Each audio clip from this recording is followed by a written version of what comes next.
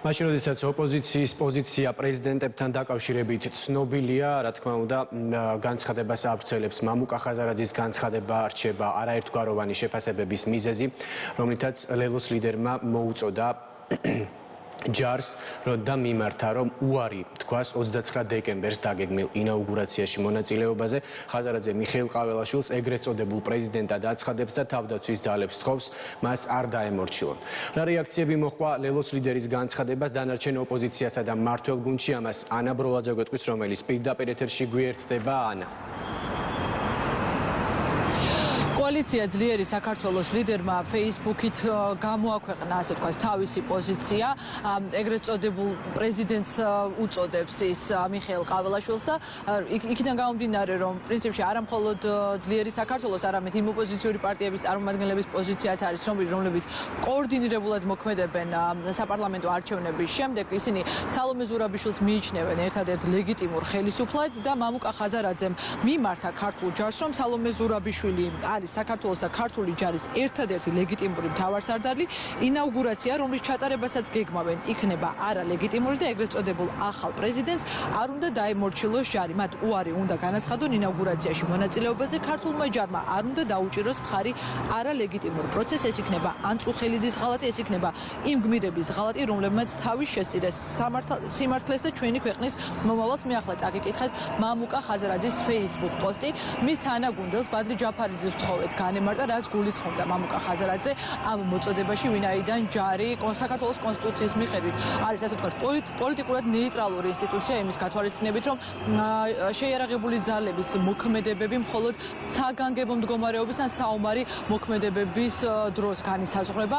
ისინი პოლიტიკურ პროცესებში არ ერთვებიან და რაც გულისხმობდა ეს მოწოდება და განცხადება. თავდაპირველად ბადრი ჯაფარიძემ უარყო, რომ სიტყვა დაუმორჩილებლობა გამოიყენა მამუკა ხაზარაძემ ტერმინად, თუმცა მას შემდეგ რაც გავაცანით თანაგუნდელის Facebook სტატუსი და მოწოდება, მან თქვა, რომ მამუკა ხაზარაძე გულისხმობდა იმას, რაც არის ცნობილი ოპოზიციის წარმომადგენლების შეფასების კუთხით, რომ ისინი მხოლოდ სალომე ზურაბიშვილს მიიჩნევენ ლეგიტიმურ ინსტიტუციად და ამ პათოს იზიარებენ ის ოპოზიციური პარტიები, რომლებსაც დღეს ვესაუბრეთ. ერთადერთი გამონაკლისი შეიძლება ითქვას იყო გიორგი გახარიას გუნდი და მის თანაგუნდელი დიმიტრი ცქიტიშვილი, რომელმაც საკუთარი პოზიცია იმით ახსნა, რომ მამუკა ხაზარაძის მოწოდებას არ გაცნობია და არის საკითხები, რასთან დაკავშირებითაც ისინი იზიარებენ პოზიციებს პარტნიორებისას, რა ნაწილს არ იზიარებენ, თუმცა კონკრეტულად აი ამ საკითხთან დაკავშირებით შეფასებაში შესვლისგან თავი შეიკავა დიმიტრი ცქიტიშვილმა. შეკითხვა, რომელიც დაუსვით პარტიების წარმომადგენლებს, იყო ის, რას ნიშნავს ასეთი ტიპის მოწოდება ჯარისთვის. ნახოთ პასუხები, რომელიც პოლიტიკური სუბიექტებისგან მივიღეთ. საწყირი სიტყვა არ დაემორჩილოს, წამაკითხეთ. აბა წამაკითხეთ. კი ბატონო. ვერ ნახავთ რაც არ არის. არა, Facebook სტატუსია. ნახეთ სიტყვა არ დაემორჩილოს. ნიუს გაჩვენებთ უბრალოდ. მივმართავ ქართულ ჯარს, ახალ პრეზიდენტს არ უნდა დაემორჩილონ, მათ უარი უნდა განაცხადონ ინაუგურაციაში მონაწილეობას. ხო, ეს არის ის, რომ ქვეყანას ყავს ერთადერთი ლეგიტიმური პრეზიდენტი. მე მგონი ამაზე თახვდებით, შესაბამისად ის არის ერთადერთი ლეგიტიმური პრეზიდენტი, სალომე ზურაბიშვილი. ანუ ეს არის პოზიცია, ვთქვათ, ძლიერი საქართველოს. დღეს ჩვენ ყავს ერთადერთი ლეგიტიმური პრეზიდენტი და ის არის ლეგიტიმური პრეზიდენტი მანამ სანამ ახალი არჩევნები არ ჩატარდება. სხვა პოზიცია აქ არაფერი არ ნათქვამი. ინაუგურაციაზე ტრადიციულად ხდება ხოლმე იცის დადება და ჯარის გამოყვანა და კი ჯარი არ ნიშნავს, რომ მონმორჩილებაში უნდა იყო ნებისმიერ რეჟიმთან. ჯარი არსებობს იმისთვისაც დაიცვა ქვეყნის სუვერენიტეტი და ქვეყნის ეროვნული ინტერესები. როდესაც ყავს რუსული ხელისუფლება, კი ჩემი აზრით ნებისმიერი სამხედროს ღვალი არის ეს, რომ პირველ რიგში არ დაემორჩილოს მას. იგივე არსება, რაზეც მამუკა მაგ შემთხვევაში. სადმე წერია, მამუკას განცხადებაში წერია, რომ ტანკები გამოიყვანეთო? არა. დაუმორჩილება არის დაუმორჩილება. მარტო იმ პროცესი არ არის და არ ჩვენ არ ვართ მარტივ რეალობაში. რუსები გვაზიან თავზე, ამიტომ არ არის მარტივ რეალობა და დაუმორჩილება ჯარის მხრიდან იქნებოდა სწორი ნაბიჯი. ეთაქვები მამუკას საცნობა.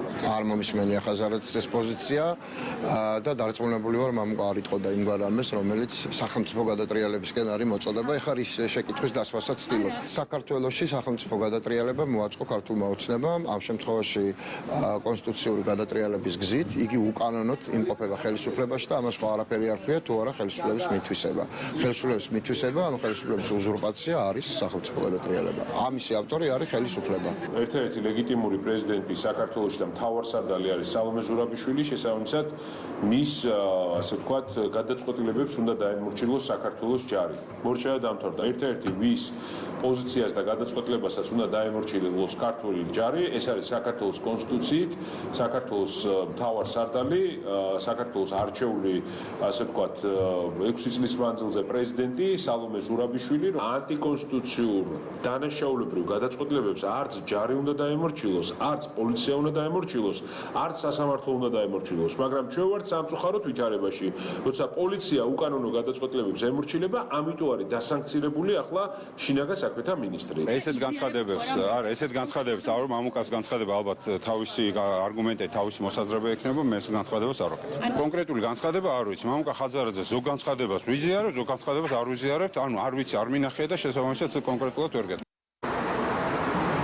რაც შეეხება ქართული ოცნების პოზიციას, რომლის მიერ წარდგენილმა კანდიდატმა საპრეზიდენტო მიხეილ ყაველაშვილმა კოლეგიის მხარდაჭერა მოიპოვა და ის ემზადება მე-6 პრეზიდენტის სტატუსის მოსაპოვებლად და თანამდებობის დასაკავებლად, ქართულ ოცნებაში ამბობენ, რომ ეს მოწოდებები, რომ ჯარი არ დაემორჩილოს მიხეილ ყაველაშვილს და მის ინაუგურაციაში არ ჩაერთოს, არის იმ ხაზის გაგრძელება, რაც ამ შემთხვევაში მართველი გუნდის შეფასებით რა ელფერის დაკრავს მიმდინარე პროცესს და ისინი ამ ყველაფერს აღიქვამენ რევოლუციის მოწყობის მცდელობად, მათ შორის ასე უყურებენ ჯერ კიდევ მოქმედი პრეზიდენტი სალომე ზურაბიშვილის გადაწყვეტილებებს და პოლიტიკურ განცხადებებს, ისევე როგორც ოპოზიციის წარმომადგენლების შეფასებებს და მათთვის არის მიუღებელი, როდესაც სახელმწიფო ინსტიტუციების მიმართ, თან ისეთ ინსტიტუციის მიმართ, რომელიც არის პოლიტიკურად ნეიტრალური, ისმის მსგავსი ტიპის მოწოდებები, თუმცა ამბობენ, რომ ყველა ინსტიტუტი ამ ქვეყანაში თავის ადგილზე დგას, საკუთარ ფუნქციას ასრულებს და ეს მოწოდებები, ასეთ ტიპის მოწოდებები რჩება მხოლოდ სამართლებრივი და პოლიტიკური სპეკულაციის საგნად.